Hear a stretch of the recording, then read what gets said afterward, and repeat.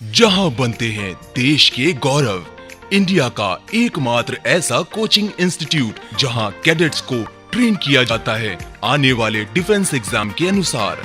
अगर आपका भी सपना है भारतीय सेना में शामिल होकर देश की सेवा करने का, तो आज ही ज्वाइन करें त्रिशूल डिफेंस एकेडमी। जय हिंद स्टूडेंट्स, त्रिशूल डिफेंस एकेडमी फिर से आपके लिए हम पढ़ेंगे आज एयरफोर्स के रिगार्डिंग हीट का क्या इंपॉर्टेंस है। जैसा कि हम लोगों ने देखा कि हीट से 3 से 4 क्वेश्चन पूछे जाते हैं और इसके जो इंपॉर्टेंस है कि कैसे कैसे क्वेश्चंस पूछे जाते हैं, तो उसके अकॉर्डिंग स्टार्ट करते हैं।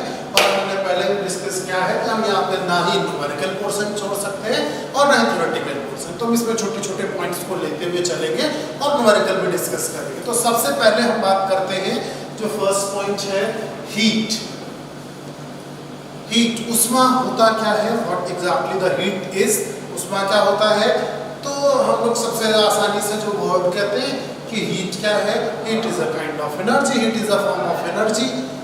हीट क्या है, उष्मा का एक प्रकार है, एक प्रकार की ऊर्जा है ये उष्मा। दूसरा, सेंसेशन ऑफ हॉटनेस और coldness is known as heat. गर्म या ठंडे का एहसास हमको हीट की वजह से होता है। लेकिन इसका जो मोस्ट साइंटिफिक डेफिनेशन हम कह सकते हैं, the sum total of all the internal kinetic and potential energy is known as heat. किसी भी वस्तु के समस्त आंतरिक अणुओं की गतिज तथा स्थितिज ऊर्जाओं के योग को हम उष्मा कहते हैं। इसका SI unit joule, SI unit joule और CGS यूनिट और CGS यूनिट कैलोरी। जूल और कैलोरी का आपस में रिलेशन देखें तो 1 calorie equals to 4.18 joule, which is approximately 4.2 joule. अब हम यहाँ पे देखें कि जो हम हीट का मेजरमेंट करते हैं वो किधर करते हैं, जूल में करते हैं या कैलोरी में करते हैं। तो कैलोरी में एक और चीज आपने सुनी होगी, कैलोरीफिक वैल्यू, कैलोरिक मान।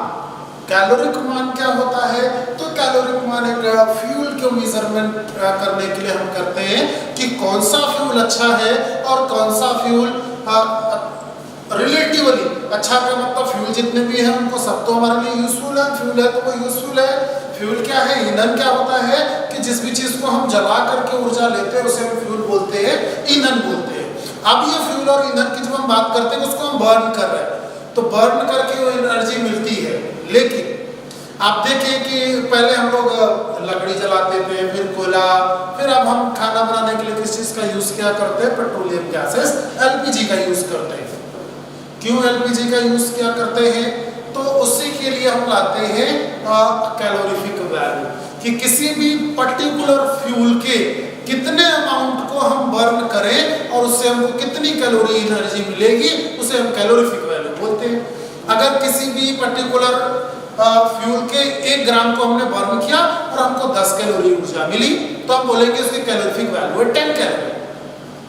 अब कोई दूसरा फ्यूल है, उसको बर्न करने से 50 कैलोरी मिल रही है। 1 ग्राम ने मास बर्न किया, 1 ग्राम मटेरियल बर्न करने पर हमको एनर्जी कितनी मिल रही है, 50 कैलोरी मिल रही है। तो विच इज बेस्ट। अब हमको 1 ग्राम में 50 कैलोरी दे रहा है और 1 ग्राम में अगला 10 कैलोरी दे रहा है, तो भाई हम क्या करेंगे, कम मास जला करके ज्यादा एनर्जी चाहते हैं।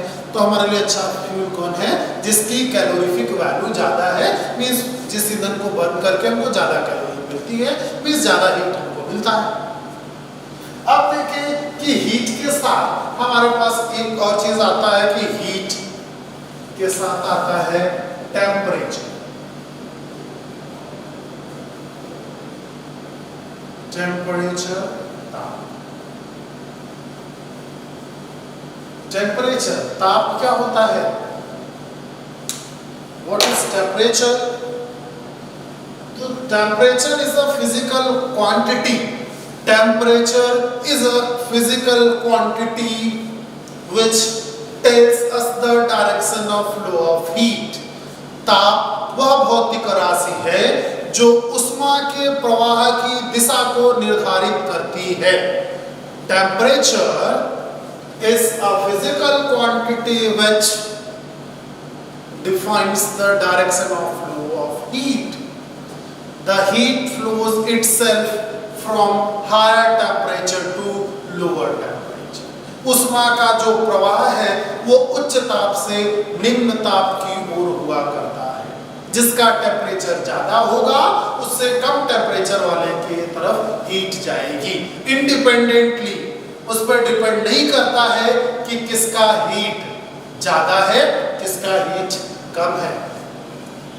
और टेम्परेचर को अगर हम भाई केवल डायरेक्शन ऑफ हीट अगर ना बताए ना हो, इक्विलिब्रियम में हो, तो हम कैसे डिफाइन करें? तो हम उसके लिए साइंटिफिक डेफिनेशन कह सकते हैं, क्योंकि ये क्या कह रहा है, हीट के मोशन के लिए रिस्पॉन्सिबल है। It is responsible for the direction और flow of heat. So what we can say, we can define it कि कैसे हम इस पे करें, तो हम क्या कहें कि जो टेम्परेचर है, temperature is sum of all the kinetic internal kinetic energy of the molecules of a particle. किसी भी पार्टिकल किसी भी मैटर के जो इंटरनल मतलब आप कह लें कि जो आंतरिक गतिज ऊर्जाओं का योग है उसे आप ताप कह सकते हैं। अब देखिए कि ताप का SI मात्रा, SI unit of temperature is kelvin. Capital कैसे रिप्रेजेंट किया करते हैं इसको? अब कैसे हम देखें कि हमने कहा कि टेम्परेचर, तो टेम्परेचर के बारे में एक और चीज आती है, डिग्री ऑफ हॉटनेस और coldness is known as temperature. किसी भी वस्तु के ठंडे अथवा गर्म होने की डिग्री वैल्यू जो बताता है उसे हम क्या बोलते हैं? टेम्परेचर। लेकिन ये जो इसका नंबर है ये एक ही चीज के लिए अलग अलग यूनिट हो सकता है। जैसे केल्विन यूज क्या करते हैं, और नॉर्मली आपने डिग्री सेल्सियस यूज करते हुए सुना होगा, फ़ारेनहाइट हमने सुना है।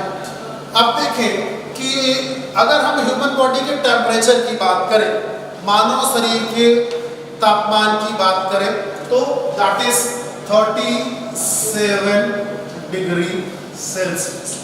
37 डिग्री सेल्सियस टेम्परेचर है। अब जैसे कि हम मान लें कि जो हमारे आसपास एटमॉस्फेयर है, एटमॉस्फेयर का टेम्परेचर अगर हम मान लें कि 44 डिग्री सेल्सियस हो गया, दिस इज ह्यूमन टेम्परेचर। अब यहाँ पे जो इसका एटमॉस्फेयर है, जो इसकी सराउंडिंग है, सराउंडिंग का टेम्परेचर 44 डिग्री सेल्सियस हो जाए। तो जो हमारा एटमॉस्फेयर है, सराउंडिंग है, वो क्या करेगा? हीट किधर फ्लो करेगी? Heat will flow from atmosphere to human body. तो हम क्या फील करेंगे? ठंडी लगेगी, गर्मी लगेगी। आपको कोई हीट देगा तो क्या लगेगा? गर्मी। We will feel hotness. Why? क्योंकि यहाँ पे जो हमारा एटमॉस्फेयर है वो अपने आप हायर टेम्परेचर से लोअर टेम्परेचर के लिए हीट सप्लाई कर रहा है। अब देखिए कि अब हमको ठंडी के टाइम पे हम क्या देखते हैं कि जो ठंडी के टाइम पे जो एटमॉस्फेयर इसका टेम्परेचर 20 डिग्री सेल्सियस हो गया। अब 20 डिग्री सेल्सियस टेम्परेचर हो गया तो इधर से हीट इधर जा रही होगी। अब जब हमको हीट मिल रही थी तो हमको गर्मी लग रही थी, अब हमसे हीट जा रही तो हमको क्या लगेगा? We will feel cold, ठंडी लगेगी। जबकि यहाँ पे हमको क्या लग रहा था? तो जब भी हमको कोई हीट देगा तो हमको गर्मी लगेगी, जब हमसे कोई हीट देगा तो हमको ठंडी लगेगी। It that depends upon the temperature. कि कोई आपसे हीट लेगा तो आपको ठंडी लगेगी, कोई हीट आपको देगा तो आपको गर्मी लगेगी। अब देखिए हम यहाँ पे कि टेम्परेचर स्केल केल्विन है, डिग्री सेल्सियस है, तो ह्यूमन टेम्परेचर हमने बोला कि 37 डिग्री सेल्सियस। लेकिन हमको बुखार होता है, तो बुखार कितना होता है? हम कहते हैं 101, 102, कई बार 104। तो क्या ये 37 से इतना ज्यादा बढ़ जाता है? Answer is no. 37 degree Celsius में है। और ये जो बुखार हम मेजर करते हैं नॉर्मली, वो किस में मेजर किया करते हैं? फ़ारेनहाइट में मेजर किया करते हैं। डिग्री सेल्सियस में 37, मतलब जो हमारा ह्यूमन बॉडी है वो टेम्परेचर वेरिएशन नहीं कर सकता है, मतलब टेम्परेचर में वेरिएशन 2-5 डिग्री बस, उससे ज़्यादा नहीं कि 37 से 100 हो जाएगा, इतने ज़्यादा के बाद ह्यूमन बॉडी सर्वाइव नहीं करेगी। ठीक, तो अब हम देखेंगे कि हमारा 70% वाटर कंटेंट इतने में तो पानी हो जाएगा। ठीक, तो हम यहाँ पे देखेंगे जो हमारा टेम्परेचर स्केल है वो डिफाइन करता है direction of flow of heat. अब यहाँ पे हम एक और चीज़ देखते हैं कि अलग अलग यहाँ पे यूनिट हैं और उनको हम अलग अलग तरीके से यूज़ किया करते हैं। अब यूनिट जो है तो टेम्परेचर के लिए हम केल्विन, डिग्री सेल्सियस, फ़ारेनहाइट और न्यूमन स्केल जनरली यूज किया करते हैं, जनरल प्रयोग में लाते हैं। तो इनके बीच में आपस में रिलेशन कैसे है, कैसे हम पता करें कि कौन सा टेम्परेचर स्केल कर सकते हैं। तो सबसे पहले ऐसा ही Kelvin minus 273 upon 373 minus 270 is equals to, अब हम इसको रिलेट करना चाहते हैं degree Celsius C minus 0 upon 100 minus 0, इसी को हम रिलेट करना चाहते हैं Fahrenheit, Fahrenheit minus 32 upon 212 minus 32, Newman scale R minus 0 upon 8 minus. अब हम देखें कि ये सारे ही जो हमारे रिलेशन है इनको हम और अलग अलग फॉर्म में देखा होगा आपने। तो हम देखें, सबसे हम इसका मेन आपको बताते हैं कि ये बनता कैसे है, किसी भी फार्मूले को बनाते कैसे हैं। अब हम बना रहे हैं इस फार्मूले को और हम देखते हैं हाउ टू वेट। तो सबसे पहले देखें हमारे पास एक जो ये k है ये क्या है, एक वेरिएबल है। अब देखें इसका मेन कि ये बनता कैसे है। तो सबसे पहले हमको क्या चाहिए, एक रीडिंग चाहिए, पाठ्यांक चाहिए, रीडिंग, पाठ्यांक चाहिए, माइनस जो भी स्केल आप ले रहे होंगे उसका एक फिक्स लोअर पॉइंट होगा। जैसे कि हम यहाँ पे सबको क्या मान के चल रहे हैं, जो हमारा फ्रीजिंग पॉइंट है उसको हम मान के चल रहे हैं, freezing point, freezing point upon. अब देखें कि ये जो 373 100 ये क्या है, ये बॉइलिंग पॉइंट है, इसको हम बोलेंगे हिमांक, बॉइलिंग पॉइंट, क्वथनांक माइनस फ्रीजिंग पॉइंट, हिमांक। इस तरीके से हम कोई भी स्केल, इवन आपसे इसमें ढेर सारे प्रश्न पूछे जाते हैं, काफ़ी इंपॉर्टेंट है, बहुत ज़्यादा। आप मान के चलिए कि अगर एयरफोर्स का एग्जाम हुआ 6 सेट हुए तो कम से कम 2 सेट में इस तरीके के प्रश्न जरूर पूछे जाएंगे। तो आप देखें कि जो रीडिंग है, रीडिंग का मतलब जो हमको थर्मोमीटर स्केल बता रहा है, जैसे कि अलग अलग थर्मोमीटर स्केल, या हम मान लेते हैं डिग्री सेल्सियस, फॉल्टी थर्मोमीटर आपने पढ़ा होगा, त्रुटिपूर्ण थर्मोमीटर। तो जो थर्मोमीटर होता है तो सबसे पहले हम जान लेते हैं कि थर्मोमीटर क्या होता है। थर्मोमीटर एक डिवाइस है जिससे टेम्परेचर मेजर किया करते हैं। आप सबने देखा होगा थर्मोमीटर, जैसे आप सब लोगों ने HG पारे वाला थर्मोमीटर देखा है, मरकरी थर्मोमीटर जिससे आप बुखार मेजर करते हैं, डिजिटल थर्मोमीटर भी है, ठीक। और भी ऐसे ढेर सारे अलग अलग तरीके के थर्मोमीटर, जैसे रेडिएशन पायरोमीटर थर्मोमीटर है जिससे हम सूर्य का तापमान मेजर किया करते हैं। इस तरीके से थर्मल रेजिस्टेंस, रेजिस्टेंस का मतलब क्या है, तो जब थर्मल रेजिस्टेंस हम याद देंगे तो रेजिस्टेंस से क्या होएगा भाई, फिर तो हमको रेजिस्टेंस का मतलब ओम में लिखना पड़ेगा, बिल्कुल ओम में भी लिखेंगे तो भी इसी फार्मूले में लिखेंगे। तो हमारा मेन फार्मूला ये है, इसी पे सारी चीजें डिपेंड कर रही हैं।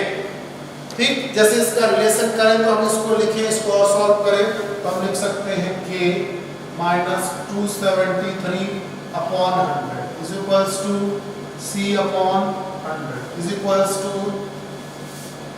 f minus 32 upon 180 is equals to r upon 80। इस तरीके से रिलेशंस लिखे जाते हैं।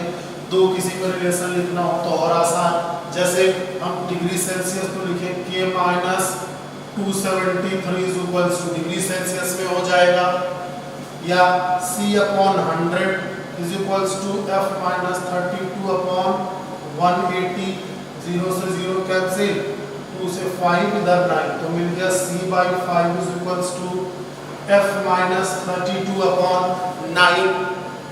तो ये मिला आपको। तो इस तरीके से हम और भी रिलेशन बना सकते हैं इन दोनों के बीच में। तो अब हम यहाँ पे देख पा रहे हैं कि ये जो बन रहा है सारा का सारा इस पर डिपेंड कर रहा है। तो फॉल्टी थर्मामीटर से इस तरीके से अगर कोई नया हम स्केल बनाना चाहते, जैसे हमने कहा कि भाई ढेर सारे स्केल आ गए, एल्कोहल आ गया, इसमें एल्कोहल हम यूज कर रहे हैं, पानी की जगह पे गैस यूज करते हैं, प्रेशर यूज करते हैं, लेकिन सबकी रीडिंग हम इसमें रख करके उसके इक्विवेलेंट डिग्री सेल्सियस, टेम्परेचर, ये सारी चीजें निकाल सकते हैं। जैसे लेट्स एक हम थर्मोमीटर बनाते हैं और देखते हैं कि उसकी रीडिंग कैसे हम लोग निकालना है।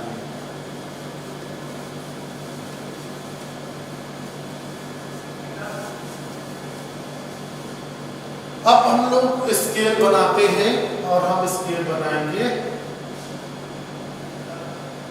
प्रवीण स्केल। ठीक, प्रवीण स्केल जैसे अभी डिग्री सेल्सियस है तो ऐसा हम प्रवीण स्केल या प्रवीण थर्मोमीटर हम बनाते हैं और इसका अपना स्केल भी है। ठीक, तो अभी तक ये बना नहीं है, हम प्रयास करते हैं कि देखें कि ये कैसा होगा। अब कोई भी स्केल होगा उसमें एक अपनी रीडिंग आएगी। तो जैसे हम मान लेते हैं कि हम किसी पर्टिकुलर पानी में उस थर्मोमीटर को डालते हैं तो कुछ तो टेम्परेचर बताएगा वो, तो उसकी जो रीडिंग आती है, रीडिंग वो कितनी आती है, तो उसकी रीडिंग हम मान लेते हैं कि आ रहा है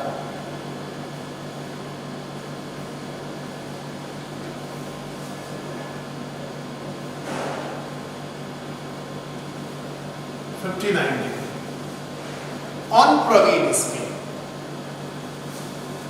अब उसका जो लोअर फिक्स पॉइंट या कह लीजिए कि हिमांक, आइस पॉइंट,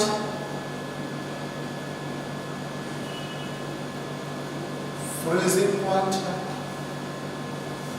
फ्रीजिंग पॉइंट मान लेते हैं कि उसमें 5 डिग्री पे शो कर रहा है। जो बॉइलिंग पॉइंट है, क्वथनांक है, वो उसमें शो कर रहा है कि 95 पे। अब हम चाहते हैं कि इसकी इक्विवेलेंट डिग्री सेल्सियस में टेम्परेचर कितना होगा। मींस प्रवीण स्केल जिस टेम्परेचर को 59 डिग्री बोल रहा है, क्या डिग्री सेल्सियस स्केल में वो टेम्परेचर होगा। लेट्स सी कि कैसे होगा ये। तो हम क्या लिखेंगे, लेट्स सॉल्व। सी हमको पता नहीं, हमने मान लिया C minus 0/100 minus 0 is equals to 59 minus 5 reading minus freezing point और बॉइलिंग पॉइंट माइनस मींस पाठ्यांक माइनस हिमांक, क्वथनांक माइनस। अब देखिए वैल्यू कितना मिला, C/100 इज इक्वल्स टू पर क्या मिला 54/90। गॉट दैट, 0 से 0 कैंसिल, 6 मिला। टेम्परेचर कितना मिला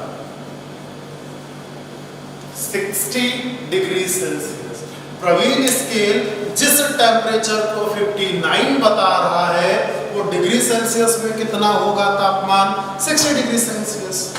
this is the way how we will solve this type of questions. या दूसरा क्वेश्चन पूछता है, एक और ऐसा ही प्रश्न पूछा जा सकता है, find the temperature, find the temperature which is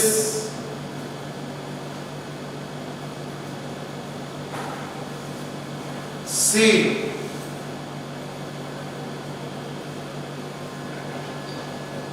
which have same reading in Celsius and Fahrenheit scales. वह ताप ज्ञात करें जिस पर वह ताप ज्ञात करें जिस पर डिग्री सेल्सियस तथा फ़ारेनहाइट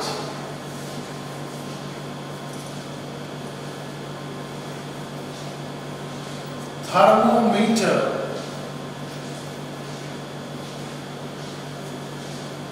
की मान समान। अब इस तरीके से कैसे किया जाए, तो इसके लिए हम लोग देखते हैं। तो इसके लिए हम फिर से आ जाएंगे यहाँ पे अपने पास। तो लिखा जाए कौन कौन सा चाहिए आपको, सेल्सियस है हमारे पास और फ़ारेनहाइट। तो हम यहाँ पे लिखेंगे C/100 is equals to F-32/180। अब यहाँ पे क्या दिया गया है क्वेश्चन में दिया गया है कि वो सेम होना चाहिए। तो सेम होगा दोनों, तो हम मान लेते हैं सेम होगा, तो x होगा। C is equals to F is equals to x। तो हमको मिला क्या, x/100 is equals to x minus 32/180 मिला। कैंसिल दिस, मिला, इसको इधर करें, क्या मिला, 9x is equals to 5x minus 32। इधर ले आया जाए इसको, 9x 32 मल्टीप्लाइड बाई 5। अब ये क्या आ जाएगा इधर, minus 5x is equals to 150 160। इधर क्या मिल रहा है, 4x is equals to 160 with negative. x is equals to कितना मिला, -40 डिग्री सेल्सियस और -40 Fahrenheit. -40 degree Celsius is equals to -40 Fahrenheit. Fahrenheit scale और डिग्री सेल्सियस स्केल पे ये टेम्परेचर है जो सेम होगा, मींस -40 डिग्री सेल्सियस और -40 फ़ारेनहाइट, दो में से जो भी कहें वो एक ही बात है, उसमें कोई भी वेरिएशन नहीं है। अब इस हीट जो हम दे रहे हैं, हीट की वजह से जो डायरेक्शन ऑफ फ्लो है वो डिफाइन करता है। बिल्कुल, अगर कोई भी ऑब्जेक्ट का टेम्परेचर सेम है तो हीट कब तक फ्लो करेगी, तो उसके लिए हम क्या बोलते हैं, थर्मल इक्विलिब्रियम। हीट कब जाएगी किसी के पास, जब उसमें टेम्परेचर डिफरेंस होगा। अगर उसमें कोई भी टेम्परेचर डिफरेंस नहीं है, सो कोई भी हीट एक जगह से दूसरी जगह ट्रांसफर नहीं होगी।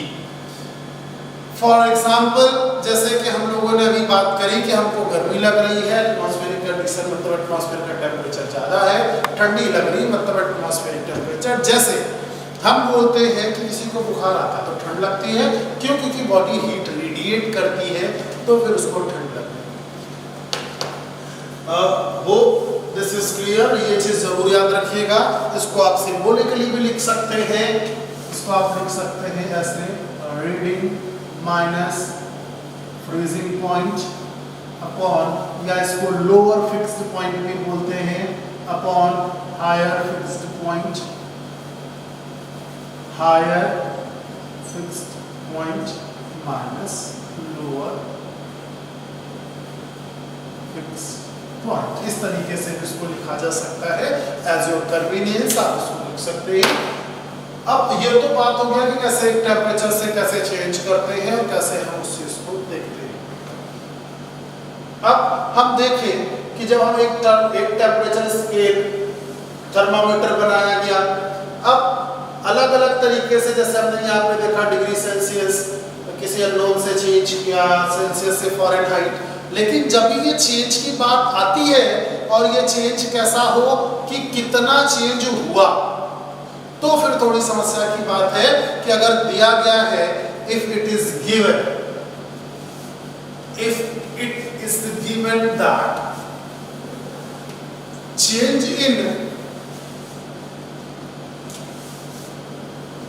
Degree Celsius scale then it will equal to change in Kelvin scale. क्यों? क्योंकि हमको पता है C is equals to K minus 270, इतना पता है, तो हमको पता है कि भाई ये जितना अगर चेंज करेंगे वो 273 से कम होगा। अगर इसको 25 बढ़ाएंगे तो इसमें प्लस 25 दोनों तरफ कर देंगे, कोई दिक्कत नहीं आएगी।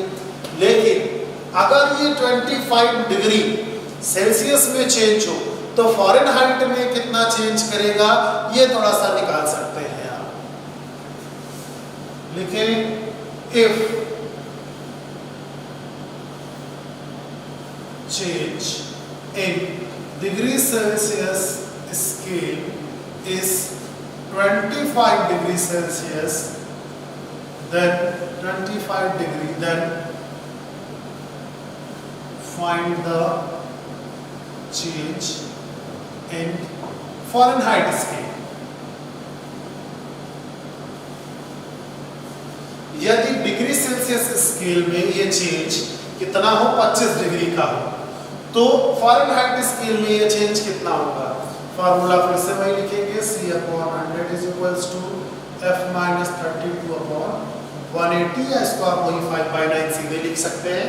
तो हम यहाँ पे लिखें C/5 is equals to F minus 32/9। अब यहाँ पे हम देखें तो यहाँ पे आपको एक काम ये करना है, अब देखें यहाँ पे कि यहाँ पे हम क्या लिखेंगे, डेल्टा C/F। तो यहाँ पे क्या हो जाएगा, डेल्टा F/9। तो आपको ये कहना चाहिए कि सर ये माइनस 32 किधर गया, तो क्योंकि ये माइनस 32 इसका इनिशियल पॉइंट है तो ये डेल F के अंदर इंक्लूड होगा।